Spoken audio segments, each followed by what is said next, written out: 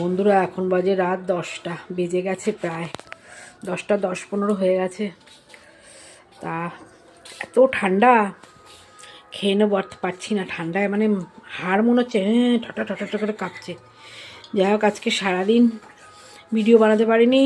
সকাল থেকে রান্না বান্না করে তারপরে এত ব্যস্ত হয়ে গেছি যে খেয়ে কতক্ষণে কম্বলের তলায় ঢুকবো, যে ভিডিও বানাবো সেসব আর এনার্জি ছিল না সকাল থেকে বানিয়ে।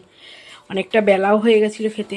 এখন ভাবলাম রাতে একটু খাবো, যা আছে সেটাই দেখাই। মানে এটাই দুপুরে রান্না করেছিলাম, এখন এটা দেখাই তোমাদের কি কি রান্না করেছিলাম। দেখো, দুপুরে ফ্রাইড রাইস করেছিলাম, এখনও আছে অল্প, বেশি নেই ঠিকই। ফ্রাইড রাইস করেছিলাম, আর করেছিলাম দেখো চিলি চিকেন। দেখো চিলি চিকেন করেছিলাম, ঝাল ঝাল করে চিলি চিকেন। আর করেছি হাঁসের ডিমের কষা। তোমরা বলবে বাবা, চিলি চিকেনের সঙ্গে হাঁসের ডিমের কষা? মানে বাড়িতে কেউ কেউ মাংস খায়, কেউ কেউ খায় না। প্রতিবার বলে কেউ কেউ খায়, কেউ কেউ খায় না, তাই জন্য যারা যারা না খাবে তারা তারা ডিমের ঝোলটা খাবে, আর যারা যারা খাবে তারা ফ্রাইড রাইস চিকেন খাবে।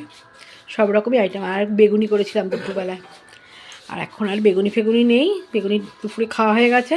আর সাথে স্যালাড ছিল, এখন আর স্যালাড ফ্যালাড করবো না, রাত হয়ে গেছে, এখন খাবো, খেয়ে শুয়ে পড়বো। ঠিক আছে বন্ধুরা, আবার দেখা হবে পরের ব্লগে। Tata, good night.